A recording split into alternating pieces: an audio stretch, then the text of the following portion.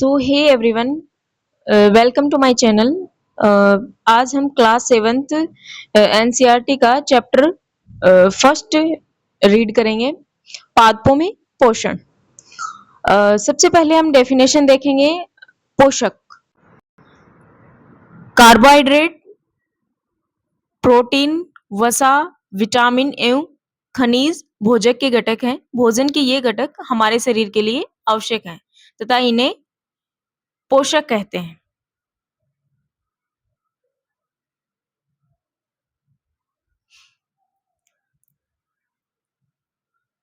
पोषक मेनली दो प्रकार के होते हैं, स्वपोषी और विषमपोषी। स्वपोषी वो होते हैं जो अपना भोजन स्वयं बनाते हैं। जैसे एग्जाम्पल बताओ आप कमेंट में। जैसे हो गया प्लांट्स हो गए या फिर कुछ बैक्टीरिया। लेकिन स्वपोषण की डेफिनेशन क्या होती है? जो स्वयं अपना भोजन बनाते हैं, ठीक है। और एक होता है परपोषी या फिर जिसको हम विषमपोषी भी कहते हैं। विषमपोषी वे जीव जो पादपों तथा अन्य जीवों द्वारा भोजन ग्रहण करते हैं या फिर भोजन संश्लेषित करते हैं, विषमपोषी कहलाते हैं, ठीक है। अब हम देखेंगे प्रकाश संश्लेषण जो है वो प्रोसेस कैसे शुरू होती है। प्रकाश संश्लेषण कहाँ होता है? प्रकाश संश्लेषण मेनली कहाँ होता है? पत्तियों में होता है। यहाँ पे लिखा गया है पत्तियां पादप की खाद्य फैक्ट्रियां हैं, ठीक है। पादपों में खाद्य पदार्थों का संश्लेषण उनकी पत्तियों में होता है।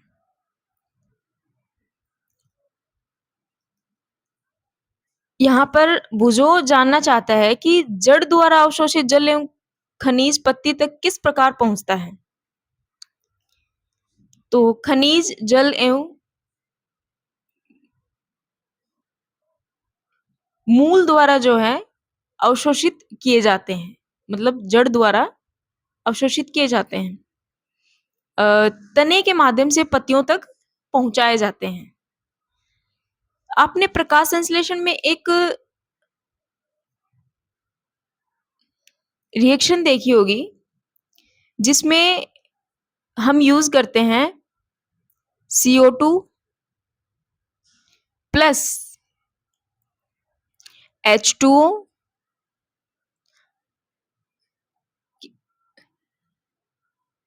क्या बनाता है?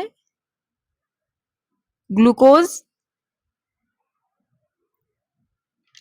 प्लस ऑक्सीजन देता है हमें। ये आपने प्रोसेस देखी होगी। 6 कार्बन के अणु एंड 12 H2O के अणु, ग्लूकोज और या फिर जिसको कार्बोहाइड्रेट भी कहते हैं बनाते हैं, और 6 अणु ऑक्सीजन के निकलते हैं। तो सवाल ये है कि जो ये कार्बन डाइऑक्साइड है ये कहाँ से अवशोषित किया जाता है? कार्बन डाइऑक्साइड रंध्रों द्वारा वायु में उपस्थित कार्बन डाइऑक्साइड प्रवेश करती है। ये कहाँ से प्रवेश करती है? रंध्रों द्वारा। यह रंध्र द्वार कोशिकाओं द्वारा घिरे होते हैं और ऐसे छिद्रों को रंध्र कहते हैं। ये इंपॉर्टेंट है, रंध्र। इससे पहले हम बॉक्स देखते हैं, बॉक्स में क्या लिखा हुआ है। आपने देखा होगा कि इमारतें ईंटों से बनती हैं, इसी प्रकार सजीवों का शरीर सूक्ष्म इकाइयों से बनता है जो कोशिका कहलाती हैं। कोशिकाओं को सूक्ष्मदर्शी द्वारा देखा जा सकता है। कुछ जीव मात्र एक कोशिका के बने होते हैं। कोशिका एक पतली बाह्य संरचना द्वारा घिरी होती है जिसे कोशिका झिल्ली कहते हैं। कोशिका झिल्ली कहते हैं। इसमें केंद्रक में स्थित एक सुस्पष्ट संरचना भी होती है जिसे केंद्रक कहते हैं। जिनमें केंद्रक प्रेजेंट होता है, कौन सी सेल्स होती हैं? उनको कहते हैं यूकैरियोटिक सेल्स। ये एक्स्ट्रा पॉइंट है, उनको कहते हैं यूकैरियोटिक सेल्स, जिनमें न्यूक्लियस प्रेजेंट होता है।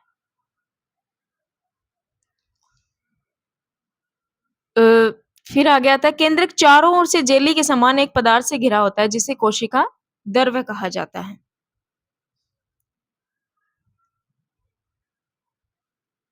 आगे हम देखते हैं, पहेली जानना चाहती है कि पत्तियों में ऐसी क्या विशेषता है कि वे खाद्य पदार्थों का संश्लेषण कर सकती है परंतु पादप के दूसरे भाग नहीं। तो अभी मैंने आपको बताया कि पत्तियों में क्या प्रेजेंट होता है? क्लोरोफिल प्रेजेंट होता है। हमने पीछे पढ़ा कि पत्तियों में क्लोरोफिल प्रेजेंट होता है जिसको हम हरित लवक भी कहते हैं।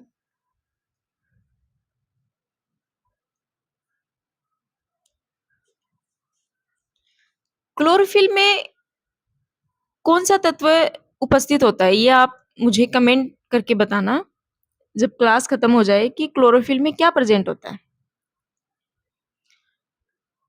आगे देखिए,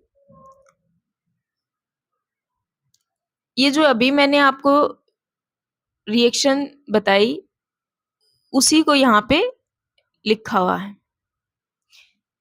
कार्बन डाइऑक्साइड, जल और सूर्य के प्रकाश और क्लोरोफिल की उपस्थिति में कार्बोहाइड्रेट या फिर ग्लूकोज और ऑक्सीजन निकलता है। तो हमसे कोई पूछे प्रकाश संश्लेषण की डेफिनेशन या फिर अ, कोई हमें रिएक्शन पूछे, तो मैंने जो पिछली स्लाइड पे लिखा था 6CO2 प्लस 12H2O, और ये सूर्य के प्रकाश की उपस्थिति में अभिक्रिया करके C6H12O6 प्लस 6O2 के अणु बनाता है। ठीक है, आगे देखिए, इस प्रक्रम में ऑक्सीजन निर्मुक्त होती है, ऑक्सीजन निकल रही है यहाँ पे। कार्बोहाइड्रेट अंततः है मंड या फिर स्टार्च में परिवर्तित हो जाते हैं, ये भी इंपॉर्टेंट है, अंडरलाइन कीजिए। आगे देखते हैं, यहाँ पे दो डायग्राम दिए गए हैं रंध्र के। लीफ में रंध्र लीफ में प्रेजेंट होते हैं और रंध्र में जो है द्वार कोशिकाएं पाई जाती हैं, और द्वार कोशिकाओं में क्लोरोफिल वगैरह ये दिखाया गया है। फिर आगे हम देखते हैं, जो हमने अभी एक रिएक्शन पढ़ी वही एक डायग्रामेटिक रूप में दिखाई गई है। कार्बन डाइऑक्साइड ली जा रही है सूर्य के प्रकाश की उपस्थिति में, प्लस H2O का यूज किया जा रहा है, और क्या बन रहा है? ऑक्सीजन, ऑक्सीजन बन रहा है। ठीक है,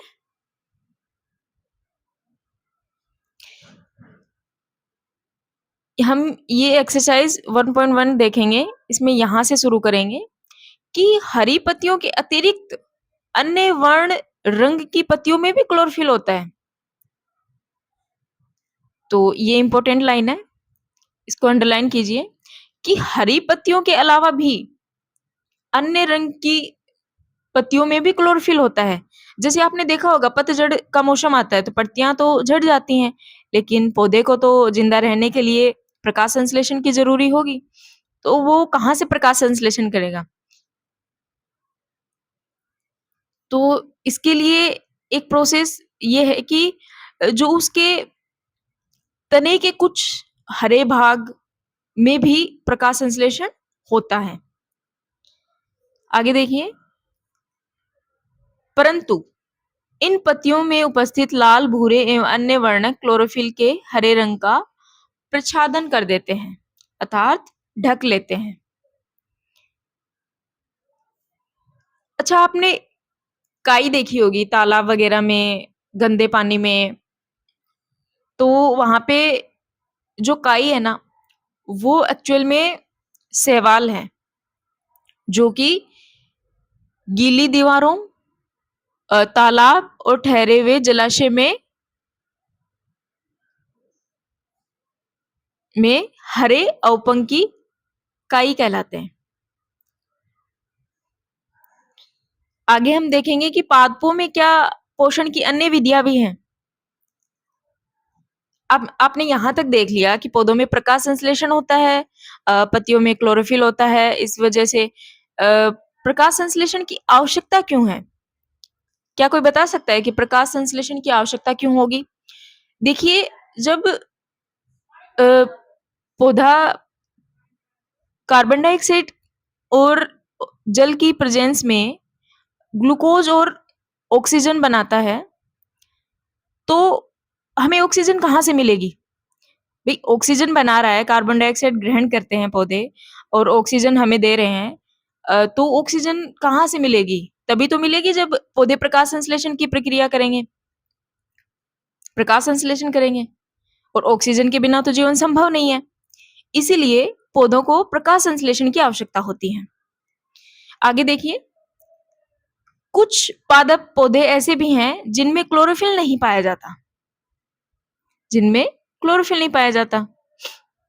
वे अपना भोजन संश्लेषित नहीं कर सकते, तो वे जीवित कैसे रहते हैं? तथा वे किस प्रकार के पोषक प्राप्त करते हैं? और मनुष्य और अन्य प्राणियों की तरह ये पादप भी अपने पोषण के लिए अन्य पादपों द्वारा निर्मित खाद्य पर निर्भर रहते हैं। तो वही हमने देख लिया, विषमपोषी प्रणाली। मनुष्य और प्राणी, जंतु और मनुष्य किस प्रकार के खाद्य पोषण विधि का प्रयोग करते हैं? विषमपोषी। आगे हम देखेंगे कि पादपों में कार्बोहाइड्रेट के अतिरिक्त भी अन्य खाद्यों का संश्लेषण होता है, जैसे फैट हो गया, प्रोटीन हो गया। तो हम यहाँ पे देखेंगे कि प्रकाश संश्लेषण प्रक्रम द्वारा पादप पौधे कार्बोहाइड्रेट का संश्लेषण करते हैं और कार्बोहाइड्रेट कार्बन, हाइड्रोजन एवं ऑक्सीजन से बनते हैं।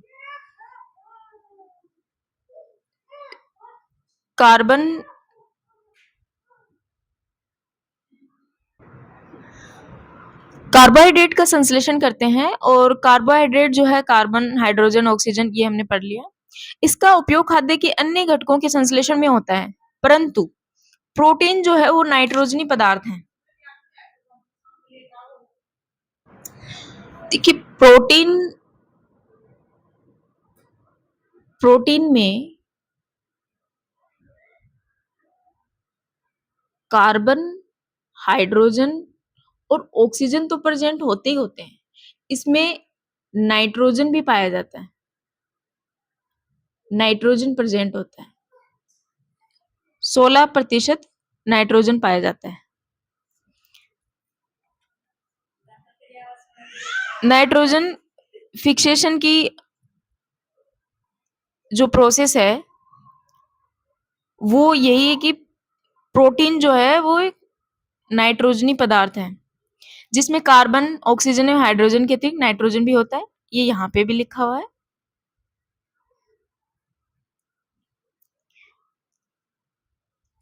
अब देखिए, नाइट्रोजन किस रूप में पाया जाता है? नाइट्रोजन एक गैसीय अवस्था में प्रचुर मात्रा में पाया जाता है, परंतु पादप इसका अवशोषण इसी रूप में नहीं कर सकते। जो नाइट्रोजन है वो गैसीय फॉर्म में है, लेकिन नाइट्रोजन फिक्सेशन करके जीवाणु उन्हें यौगिक में कन्वर्ट करते हैं, यौगिक में कन्वर्ट करते हैं। ठीक है, तो यौगिक के रूप में जो है वो पादप मिट्टी से नाइट्रोजन ग्रहण करते हैं।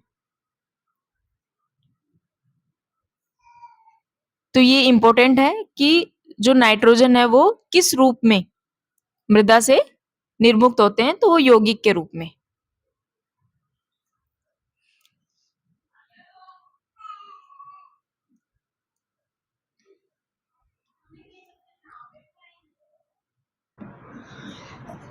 पादपों में पोषण की अन्य विधियां, विषमपोषी पढ़ लिया, परपोषी पढ़ लिया। अब आता है परजीवी, सहजीवी और मृतोपजीवी। देखिए, विषमपोषी में भी 3 टाइप के प्रोसेस होती हैं, परजीवी, सहजीवी और मृतोपजीवी। सबसे पहले हम परजीवी देखेंगे। आप सभी ने अमर बेल देखी होगी। अमर बेल परजीवी का मतलब क्या है ये समझिए कि इसमें एक को फायदा होगा और एक को नुकसान होगा। एग्जाम्पल इसका है अमरबेल। अमरबेल देखिए आप किसी प्लांट पर देखी होगी येलो कलर की, ये जो दिख रही है ये ये अमरबेल है। तो ये क्या करती है कि पौधे पर लिपट जाती है तो उसकी ग्रोथ को जो है कम कर देती है।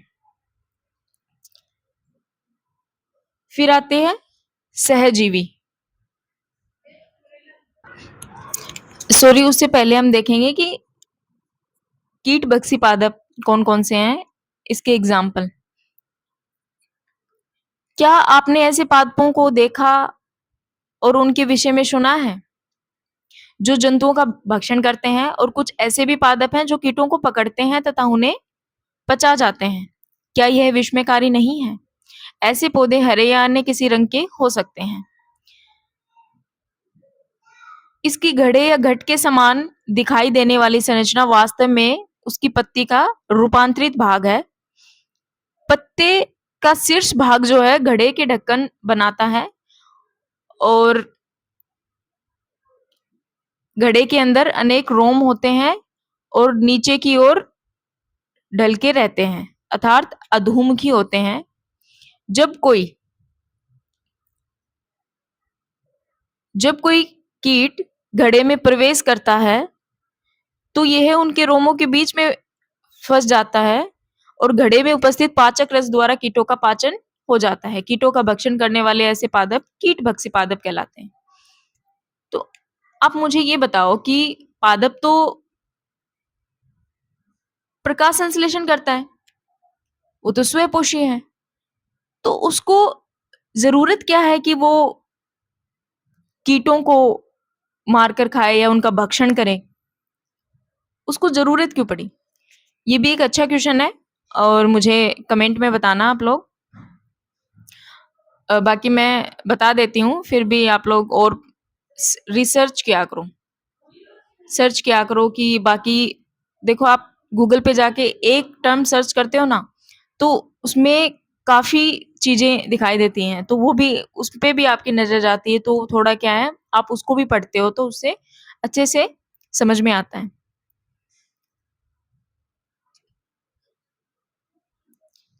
तो पादपों को जरूरत क्या है कि वो कीटों का भक्षण करें?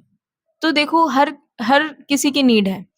देखिए नाइट्रोजन का जो फिक्सेशन है ना, नाइट्रोजन का स्थिरीकरण करने के लिए उनको कीटों का भक्षण करना पड़ता है।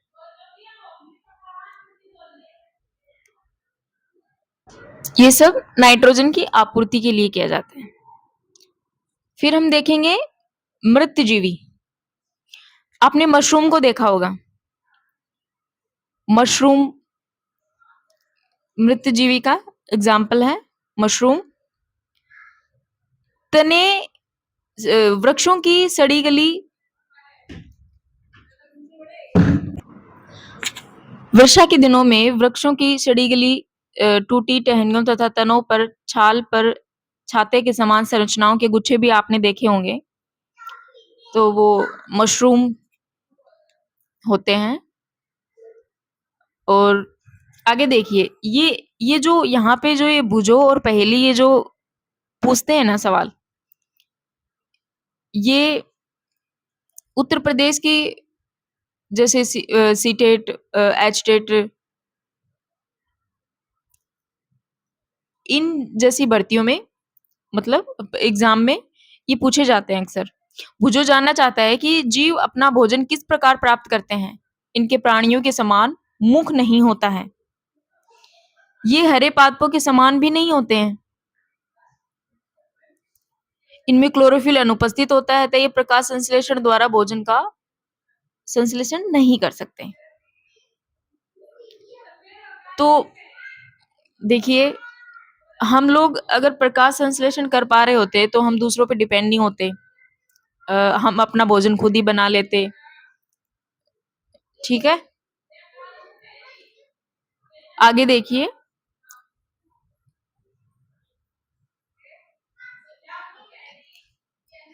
यहां से देखिए, यह जीव कवक तथा फंजाई कहलाते हैं। ये किसके हैं? मृतोपजीवी के एग्जाम्पल। अच्छा, मैं पूछूं, स्टडी ऑफ माइकोलॉजी किसे कहा जाता है? माइकोलॉजी में किसकी स्टडी की जाती है? तो वो होती है कवक की स्टडी। इनकी पोषक प्रणाली तथा पोषण विधि विभिन्न प्रकार की होती हैं। ये मृत एवं विघटनकारी सड़ने वाली वस्तुओं जैसे पदार्थों की सतह पर कुछ पाचक रसों का स्राव करते हैं, जिसमें विलयन रूप में परिवर्तित हो जाते हैं। तत्पश्चात वे इस विलयन का भोजन के रूप में अवशोषण करते हैं और इस प्रकार की पोषण प्रणाली को, जिसमें जीव किसी मृत एवं विघटित जैविक पदार्थों से पोषक तत्व प्राप्त करते हैं, मृतजीवी पोषण कहलाते हैं। मृतोपजीवी सड़े गले पदार्थों से अपना भोजन ग्रहण करना, जैसे कवक, फंजाई, आचार हो गए, चमड़े, कपड़े, इन पर फंगस लग जाता है। ठीक है,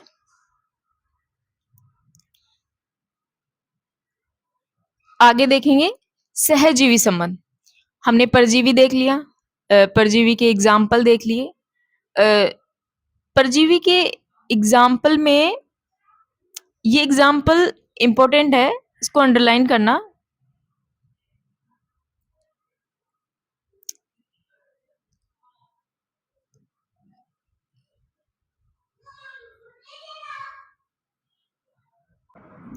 इसमें दे नहीं रखे, लेकिन आप लोग नोट कर लेना।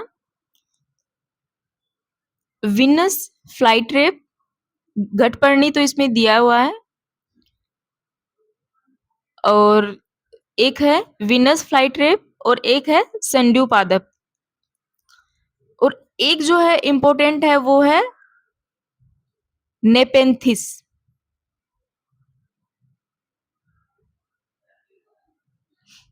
जो कि मेघालय में है, मेघालय में पाया जाता है। तो आप लोग ये 2-3 टर्म जो मैंने बोले हैं उसे नोट कर लेना, ये इंपॉर्टेंट है।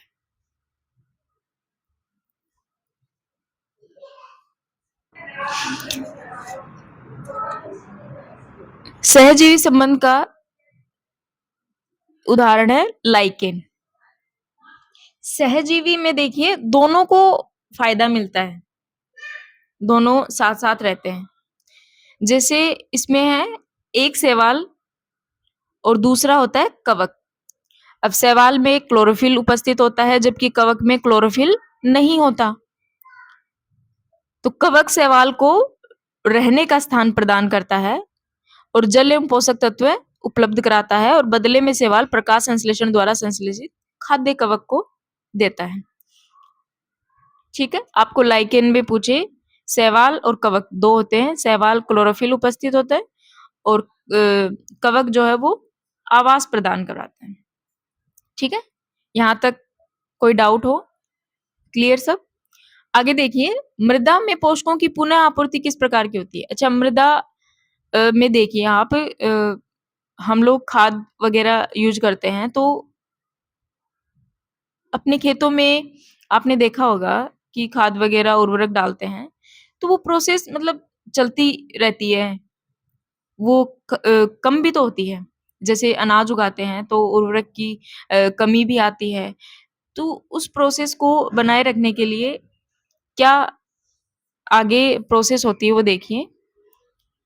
देखिए, उर्वरक एवं खाद्य में नाइट्रोजन, पोटेशियम और फास्फोरस जैसे पादप पोषक होते हैं, और पादपों द्वारा लगातार उपयोग किए जाने के कारण मृदा में इनकी मात्रा धीरे धीरे कम होने लगती है। तो इसके लिए मृदा को इन पोषक तत्वों को समृद्ध करने के लिए भूमि में उर्वरक तथा खाद मिलाने की आवश्यकता होती है। हमें पादप के पोषण की आवश्यकता के बारे में ज्ञान हो तो हम न केवल पादपों को उगा सकते हैं बल्कि उन्हें स्वस्थ भी रख सकते हैं। आप सीधा सीधा ये समझिए कि जो नाइट्रोजन फिक्सेशन की जो प्रोसेस है वो किस जीवाणु की उपस्थिति में होती है? वो एक ही जीवाणु है, राइजोबियम, जो कि भोजन नहीं बनाता, लेकिन चना, मटर, मूँग, सेम, लेग्यूमिनस जैसे प्लांट्स हो गए, इनके फलीदार पादपों की जड़ों में रहते हैं ये जीवाणु, तथा इन्हें नाइट्रोजन की आपूर्ति करते हैं। अधिकतर दालें फलीदार पादपों में ये पाए जाते हैं और बदले में पादप जो है राइजोबियम जीवाणु को आवास एवं खाद्य पदार्थ प्रदान करते हैं। यही सहजीवी का एग्जाम्पल है।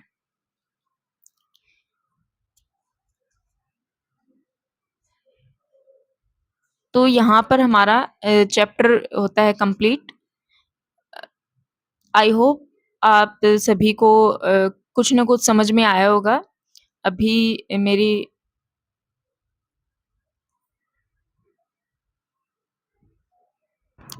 ये कुछ की पॉइंट्स हैं, इन्हें जरूर देख लेना। स्वयंपोषी की डेफिनेशन, क्लोरोफिल, विषमपोषी, परपोषी, ये सभी। और यहाँ पे एक समरी दी जाती है जो कि काफी इम्पोर्टेंट होती है, इसे रीड कर लेना। एंड अब आते हैं क्वेश्चन आंसर पे। यहाँ से देखते हैं क्वेश्चन नंबर 6। क्योंकि हरे पादप अपना खाद्य स्वयं बनाते हैं, इसीलिए इन्हें पादपों को क्या कहा जाता है? स्वयंपोषी।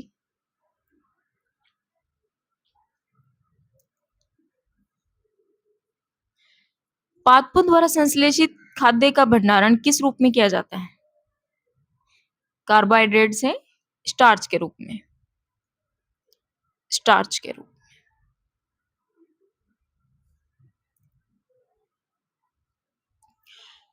प्रकाश संश्लेषण की प्रक्रिया में जिस वर्णक द्वारा सौर ऊर्जा संग्रहित की जाती है उसे हरित लवक कहते हैं। हरित लवक।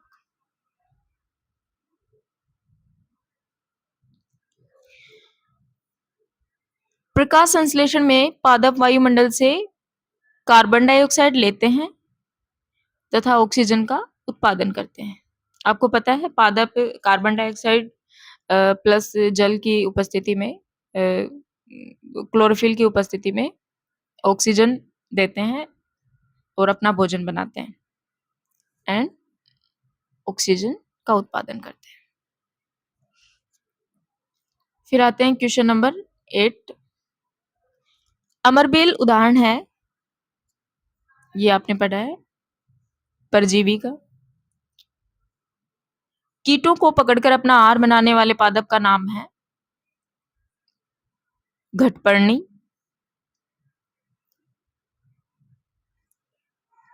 आगे देखते हैं chlorophyll. Match the following. Chlorophyll पत्ती से,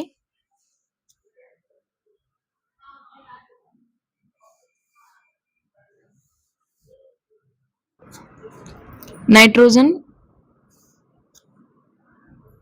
घटपर्णी से मैचिंग, और क्लोरोफिल जो आपको पता ही है, पत्ती जो है क्लोरोफिल की प्रेजेंस में भोजन बनाती है। अमरबेल जो कि एक परजीवी है। जंतु जो है वो एक विषमपोषी है, परपोषी जिसको बोलते हैं। और जो कीटभक्षी है, कीटभक्षी जीवाणु। ये 2 क्वेश्चन का आंसर आप लोग मुझे कमेंट बॉक्स में बताना। पादप के किस भाग द्वारा प्रकाश संश्लेषण हेतु वायु से कार्बन डाइऑक्साइड ली जाती है? एंड वायुमंडल में मुख्यतः जिस भाग द्वारा पादप कार्बन डाइऑक्साइड प्राप्त करते हैं वह है। तो आप ये बताना मुझे।